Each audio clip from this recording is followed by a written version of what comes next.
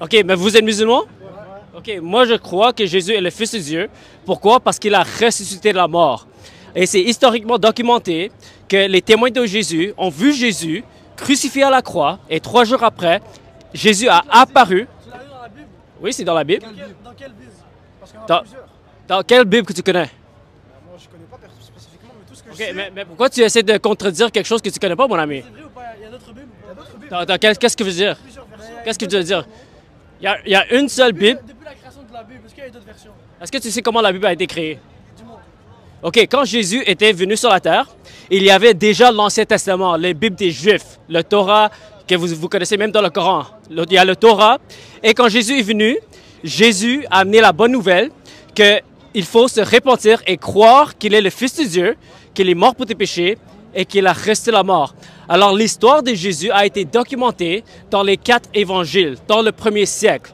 Alors ça, c'est les documents, les biographies de Jésus qui sont le plus anciens, qui s'approchent à la vie de Jésus. C'est pour ça qu'on sait que ces documents sont les plus fiables.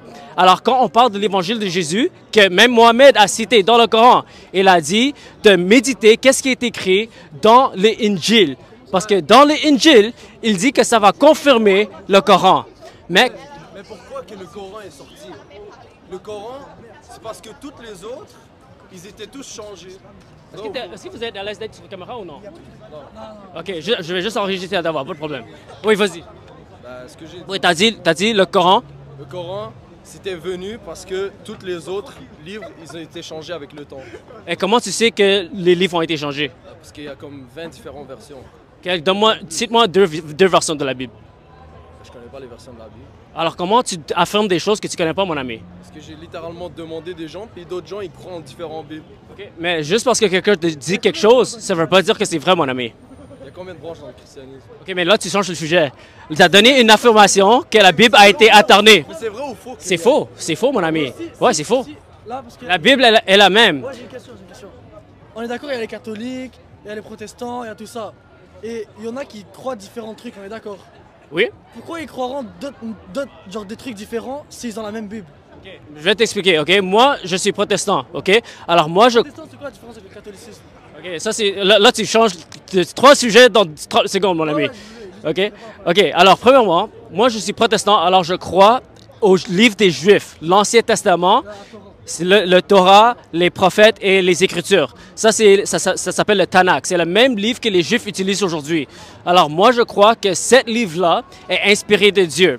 Maintenant, quand on vient au Nouveau Testament, il y a 26 livres dans le Nouveau Testament et c'est accepté par tous les branches orthodoxes ou majeures. Comme les orthodoxes, les catholiques et les protestants, on croit tous aux 27 livres du Nouveau Testament. C'est-à-dire tous les livres qui ont été écrits après la vie de Jésus, on est tous en accord. La seule différence, c'est que dans l'Ancien Testament, les protestants acceptent 39 livres, mais les catholiques et les orthodoxes, ils acceptent plus de livres qui ont été écrits après le livre de Malachie. Ça, c'est la seule différence. Mais sinon, les 39 livres, moi, je ne l'accepte pas parce que moi, j'accepte seulement les livres hébreux. Je n'accepte pas les livres qui sont venus des Grecs ou des traductions du livre de l'Ancien Testament. Ces traductions sont fausses pour toi.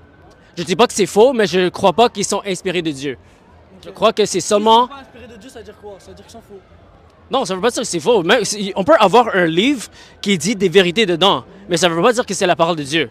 OK? Alors vous croyez que le Coran est la parole de Dieu, mais vous ne mettez pas les hadiths au même niveau que le Coran. Alors ça ne veut pas dire que, juste parce que les hadiths ne sont pas la parole de Dieu, ça ne veut pas dire que les musulmans maintenant croient que les hadiths sont faux. C'est le même concept. Alors chez nous les protestants, on croit qu'il y a les 39 livres des Juifs sont inspirés de Dieu, et dans le Nouveau Testament, c'est les 27 livres qui ont été acceptés par l'Église primitive.